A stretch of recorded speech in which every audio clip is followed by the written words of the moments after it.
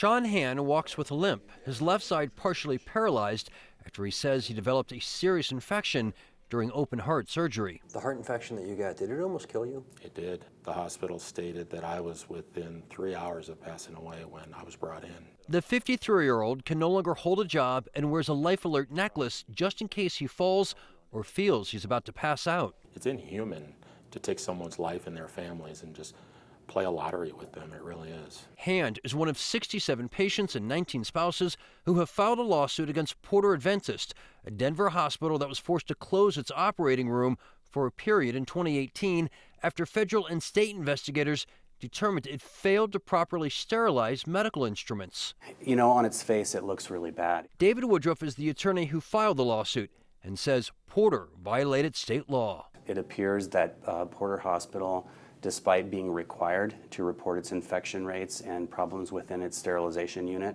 was failing to report to the Department of Health. And even when investigators forced Porter to warn patients who might have been affected, Woodruff says the state only made Porter notify orthopedic and spine patients.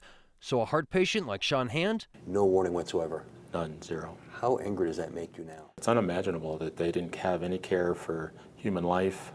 It was about the buck. Michelle Coleman went to Porter for spine surgery after breaking her neck. She was told she had a 3% chance of surviving and a 95% chance of paralysis. She beat those odds only to develop a surgical site infection in her neck. I want accountability, and I want people to be safe. You shouldn't have to go in for a surgery or any kind of procedure questioning whether or not the surgical equipment is contaminated. So we already represent more infected patients than Porter even admits. It's real hard to know how many more are out there, but I would guess hundreds.